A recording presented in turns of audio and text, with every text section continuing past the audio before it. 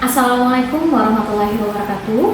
Pada kesempatan ini saya akan melakukan praktik coaching supervisi akademik bersama rekan saya yaitu Ibu Syeka. Pada kegiatan kali ini saya akan melakukan tahap awal supervisi akademik yaitu pra-observasi. Berikut adalah kegiatan pra-observasi yang saya lakukan. Assalamualaikum Bu Syeka. Waalaikumsalam warahmatullahi wabarakatuh. Bagaimana kabarnya Bu? Baik, alhamdulillah. Alhamdulillah. Baik Ibu Syeka, boleh saya minta waktunya Ibu Syeka sebentar? Boleh. Oke. Saya kan akan melakukan pra-observasi nih Bu sama Ibu seperti yang sudah saya sampaikan kepada Ibu bahwa saya akan melakukan supervisi akademik di kelas Ibu nanti. Nah, tujuan supervisi akademik ini itu untuk membantu Bu Syeka dalam mengembangkan dan meningkatkan kompetensi Ibu sebagai guru. Nah, jadi kita akan mengobrol santai nih ya Bu ya. Nah, lalu kegiatan ini juga nanti kita akan melihat sejauh mana kesiapan Ibu Syeka dalam melaksanakan kegiatan pembelajaran nanti. Nah, Ibu Syeka, dari obrolan kita ini apa yang Ibu harapkan? Saya berharap saya selalu bisa mengembangkan kompetensi saya sebagai seorang guru dalam kegiatan pembelajaran supaya pembelajaran itu bisa berkualitas dan berdampak pada peserta didik. Oke, baik Bu.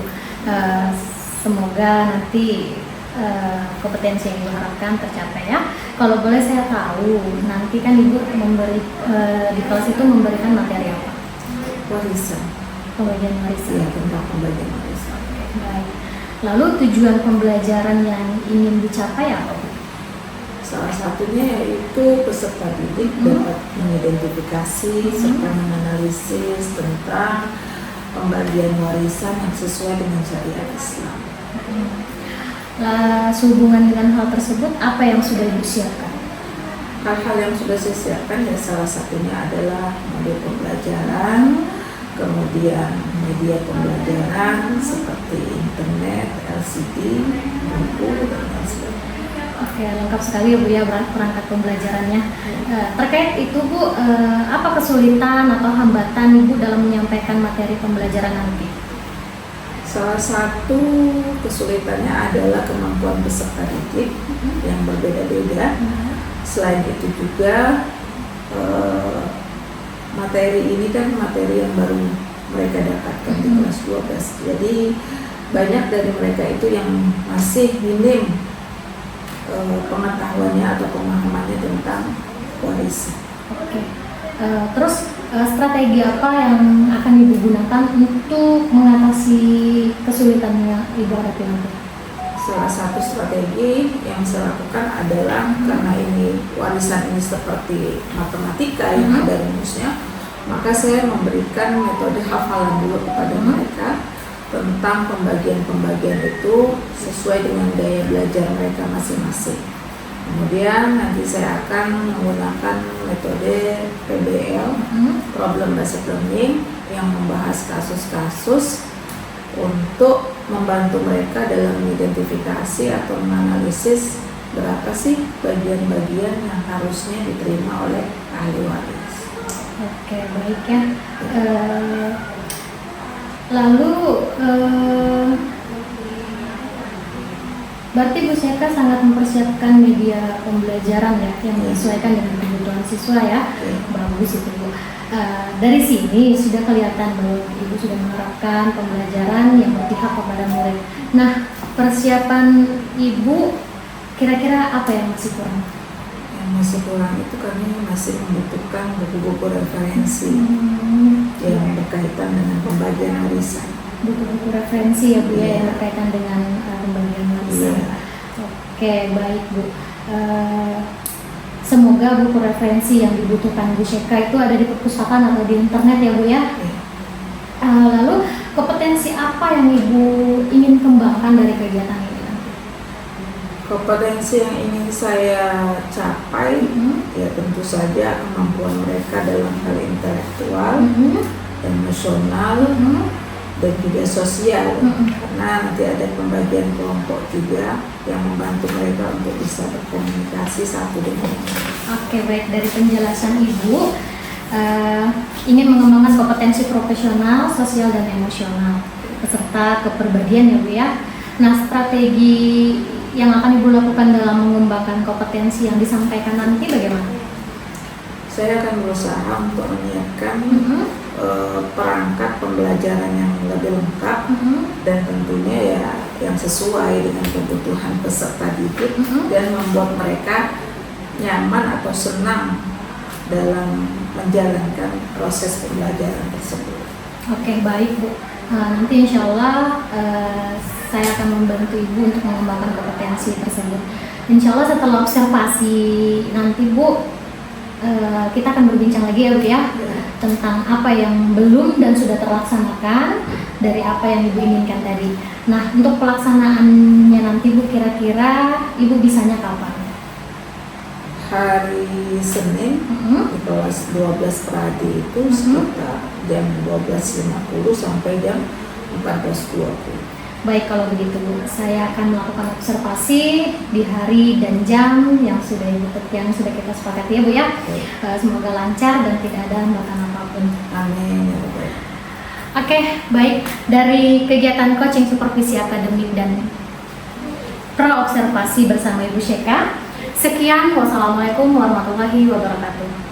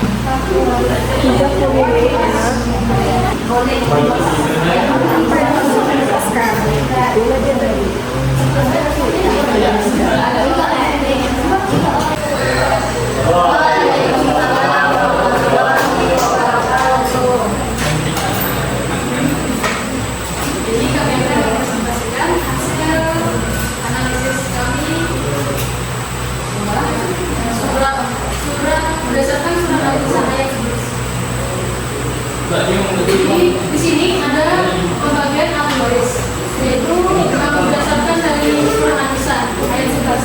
Jadi ada ini 1 sama 2, yaitu 1 anak laki-laki sama dengan 2 anak perempuan. Jadi warisannya itu setara dengan 2 anak perempuan. Dan 2/3 jika semua anaknya perempuan dan lebih dari 2 mendapatkan 2/3. 1/2 ini anak perempuan tunggal mendapatkan 1/2 karena dia sendiri.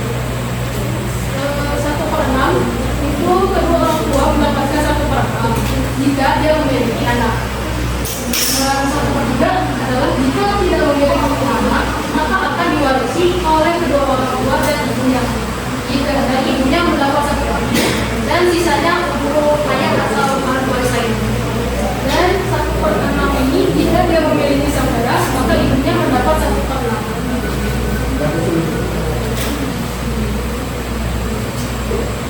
Baik, inilah hasil analisis kami dari surah An-Nisa ayat 11. Yang sepertiga, coba baca yang sepertiga. Jika tidak memiliki anak maka akan diwarisi oleh kedua orang tua dan ibunya mendapat 1/4. Tidak memiliki anak, maka ibu dapat sepertiga. Kalau ada anak berarti dapat, ibunya dapat.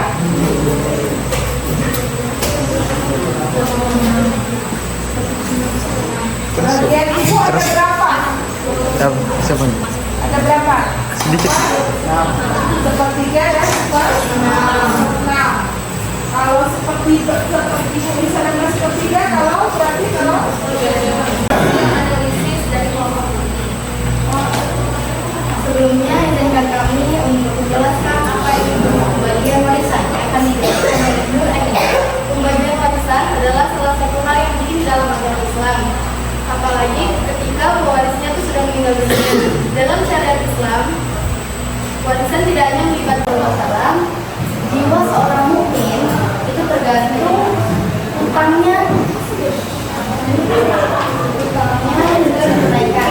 Maka pelunasan utang ini menjadi prioritas. Hadis tersebut menegaskan bahwa utang kepada manusia itu segera dituntaskan.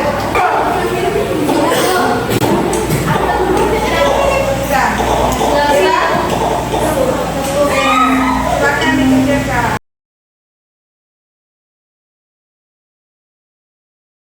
Oke, baik, kali ini kita bertemu kembali di percakapan Pasca Observasi bersama saya Zara Nurjana dan Ibu Syeka serta pengajar praktik saya ada Bapak Ardiansyah. Bagaimana kabar Ibu Syeka? Baik, Pak alhamdulillah. Ardi? Baik. Alhamdulillah. Baik Bu Syek, kita langsung saja ya Bu Syeka ya. Kemarin kita sudah melakukan percakapan praobservasi dan melaksanakan kegiatan observasi di kelas 12 Pradi ya selama 2 jam pembelajaran. Nah kali ini pertemuan kali ini kita akan melakukan percakapan pasca observasi. Bagaimana kemarin perasaan Bu Syeka setelah melaksanakan kegiatan pembelajaran di kelas 12? Awalnya sih gugup juga ya, tapi ada tujuan lain kan, senang juga karena menjadi observasi kan kita dinilai juga bagaimana pembelajaran kita yang bagus atau tidak. Oke, alhamdulillah, berarti walaupun gugup ada senangnya juga Ya, ada senangnya juga. ada senangnya juga. Iya. Baik Bu Syeka, bagaimana Ibu menilai sendiri performa Ibu atau kemampuan Ibu dalam kegiatan pembelajaran kemarin? Kalau dalam pembelajaran kemarin, kalau menurut saya sih secara keseluruhan itu sudah lumayan, cuma mungkin untuk manage waktunya yang saya masih belum bisa maksimal, sama motivasi bagi peserta didik itu juga. Oke, berarti manage waktunya Ibu ya? Iya. Kemarin itu Ya, kelewatan cukup, ya Bu Syeka, kelewatan. kelewatan tapi dan memotivasi murid. Oke, kenapa Ibu menilai demikian? Karena pas kemarin itu memang waktunya kelewatan. Jadi pas yang harusnya kan sumatifnya itu kan harusnya masuk di situ ya. Tapi di situ pada waktu itu kita masih di season presentasi. Jadi ada waktu yang terlewat. Oke, baik ya Bu Syeka ya, kalau waktu terlewat tapi sudah Iya, selesai kegiatan sendiri. Boleh saya menyampaikan sedikit pengamatan saya kemarin pada saat observasi Bu? Silakan. Oke, baik ya Bu ya. Dari hasil pengamatan saya kemarin ketika observasi yang dilakukan Bu Syeka itu sudah sesuai dengan yang diharapkan, di mana tujuan pembelajaran itu tadi mengidentifikasi pembagian hak waris serta Iya. menganalisis ya. Dan area pengembangan yang Ibu kembangkan itu intelektual dan pembelajaran sosial emosional ya. Ya. Terus itu sudah nampak ya Bu ya di pembelajaran kemarin, di mana tuh murid-murid senang terus itu bisa menerima materi yang diberikan, lalu mengerjakan diskusi kelompok dengan baik. Bagaimana menurut Ibu tentang pengamatan saya kemarin? Ya sih, kalau yang saya lihat memang berdasarkan observasi kemarin itu dengan metode yang kemarin yang saya pakai itu memang anak-anak kelihatannya memang lebih semangat. Terus rasa percaya diri juga muncul ketika mereka presentasi, karena kan biasanya anak-anak tuh kalau presentasi mereka cuma baca aja ya. Gitu saya sekarang bagaimana caranya, yang penting kemarin saya tekankan kepada mereka presentasi jangan baca, beda baca sama presentasi. Nah, akhirnya mereka carilah cara atau jalan bagaimana mereka bisa lebih mudah untuk mempresentasikannya. Berarti sesuai dengan minat sama mereka sendiri, Iya. bagaimana cara presentasi hasil diskusinya. Oke, baik. Dari kegiatan pembelajaran kemarin, kira-kira ada nggak Bu kendala yang Ibu hadapi? Ada beberapa kendala ya, salah satunya kemarin itu yaitu waktu yang saya masih kurang bisa memanagenya, karena peserta didik itu kan dalam mengerjakan kerja kelompok atau tugas kelompoknya itu kadang dari mereka sendiri juga sih ya. Namanya anak-anak ya, ada waktunya mereka ngobrol, yang waktunya kita kasih 20 menit ya bisa sampai 30 menit karena itu bercanda, ya ada candaannya di situ. Berarti mengatur waktu tadi ya Bu, Iya, ya, sesuatu. itu saya. Terus dari kendala yang Ibu sampaikan ini, kira-kira siapa yang bisa membantu Ibu nanti untuk mengatur waktu agar lebih tepat kegiatan pembelajarannya dari awal hingga akhir kegiatan? Mungkin saya bisa minta bantuan pada teman saya Bu Tias ya, untuk membantu saya nanti ketika nanti saya melakukan pembelajaran, biar beliau yang bisa membantu nanti. Untuk salah satunya yaitu tadi sesuatunya itu. Oke, baik. Semoga rencana yang Ibu sampaikan itu bisa terlaksana ya Bu ya. Amin. Dan Bu Tias bersedia membantu Iya. Ibu, insya Allah. Selanjutnya Ibu kita hasil observasi ini nanti saya catat dalam form supervisi akademik. Jadi nanti kita diskusikan lagi. Sebagai penutup nih Bu, kira-kira apa yang Ibu Seka dapatkan dari proses observasi dari pra, proses observasi sampai pasca hari ini? Secara keseluruhan yang saya pahami adalah bahwa memang mendidik itu adalah seni. Menurut saya tidak semua peserta didik itu bisa menerima satu metode. Metode itu harus banyak kita pakai untuk mengajar peserta didik, tidak bisa pakai metode itu ya. Karena yang kita ingat tadi gaya belajar peserta didik itu kan berbeda-beda. Tapi bukan berarti harus semua gaya, tidak. Mungkin gaya itu kita bisa pakai untuk selang-seling dalam setiap kita masuk dalam pembelajaran. Oke, baik Bu Seka, terima kasih atas waktu yang diluangkan hari ini ya, sudah melakukan pasca observasi. Selanjutnya mungkin Pak Ardi ada mau menyampaikan sesuatu? Cukup ya. Oke, aman ya Pak ya. Oke, baik, akhirnya kegiatan supervisi akademik sudah selesai, dimulai dari kegiatan pra observasi, observasi dan pasca, yang dimana dilakukan kemarin observasinya di kelas Bu Seka, yaitu kelas 12 Peradi ya Bu ya, di jam 12.50 hingga jam 14.20 ya Bu ya, siang hari. Saya ucapkan terima kasih kepada Bapak Ardiansyah sebagai pengajar praktik dan Ibu Seka sebagai guru rekan sejawat yang saya observasi.